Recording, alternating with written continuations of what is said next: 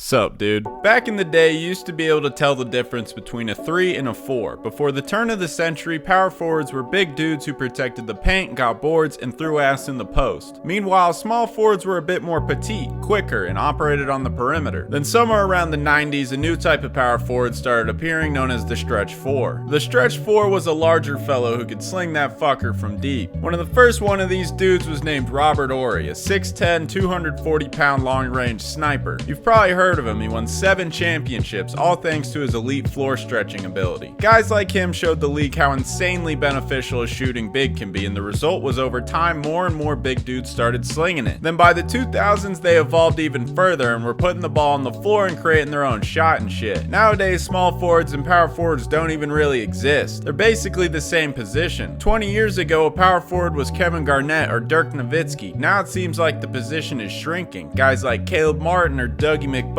are playing the 4. Shit, Basketball References Josh Giddey listed as one. What's the reason for this? How and why is the power forward position going extinct? Well, the answer is quite simple actually. Teams in the modern era value a dynamic and versatile wing over those big, slow, paint patrolling goobers. These modern forwards are faster, they can space the floor and defend multiple positions. These qualities are very important in today's NBA because pace and space is the name of the game, baby. And with dudes like KD and Giannis running around out there, you need a forward who doesn't guard like LaMarcus on the perimeter. There really aren't positions anymore. It's pretty much just 4 perimeter players and a center. In light of this tragic near extinction of the power forward position, let's take a look back at its glory days, aka the 2000s. The 2000s had an insane amount of talent at the 4 spot. Pretty much every night there was a big matchup between 2 great power forwards. The list is very long, but to name a few, there was Kevin Garnett, Dirk Nowitzki, Tim Duncan, Pau Gasol, Chris Webber, Jermaine O'Neal, AK-47, and many more. The position was absolutely stacked. One of the greatest moments during this time occurred on May 26, 2006. It was Game 7 of the 2006 Western Conference semifinals. In that game, Tim and Dirk left everything out on the floor. It was like Godzilla vs. Kong out there. The 2 heavyweights were lighting each other up. By the end of the night, Dirk had 37 and 15 and Tim had 41 and 15. It was one of the greatest power forward duels ever. Speaking of Tim Duncan, and in light of big men getting smaller, let's take a look-see back at the massive front court the Spurs ran during the late 90s and early 2000s. In 1997, San Antonio drafted the 6'11" Tim Duncan and paired him with the 7'1" David Robinson. They called them the Spurs Twin Towers. The 2 giants were both highly skilled on offense and defense, which combined with their size made for a complete nightmare for opposing players. The 2 skyscrapers dominated the league during the 6 years they played together, making the playoffs each year and winning 2 rings. As I mentioned earlier, in the modern era, teams value switchability and skill over size, but back then size was still of much importance. Because of dudes like Shaq roaming around the paint, teams couldn't win with a big man the size of a shooting guard. This just goes to show you how much the game has changed, because most teams now just throw in another wing. Back in 2009, the Orlando Magic were one of the first to do this. They ran an offense consisting of 4 shooters on the perimeter and Dwight Howard sucking the D down low. To have the best shooters on the court, they switched Rashard Lewis from the 3 to the 4. While Rashard was 6'10", 230, he had played small forward his whole career prior. In this new position of stretch 4, he was lights out, shooting 40% from 3 and scoring nearly 20 points a night. Because he hung around the perimeter, Dwight had lots of space to operate down low. This tactic worked wonders. They finished the regular season with 59 wins and then made it all the way to the finals. This was one of the first signs hinting at what the power forward position would become today. I'll kinda miss when they were big, slow, heavy-footed ogres and not undersized 3-point shooting cucks, but hey, you know what they say, nothing lasts forever. Rest in peace to the power forward position. You know what has absolutely nothing to do with this video? George Gervin. But he's one of the greatest scorers ever and his finger roll was butter. You can click here to watch the video I made on him. Thanks for watching this one. Hope you enjoyed. Bye, dude.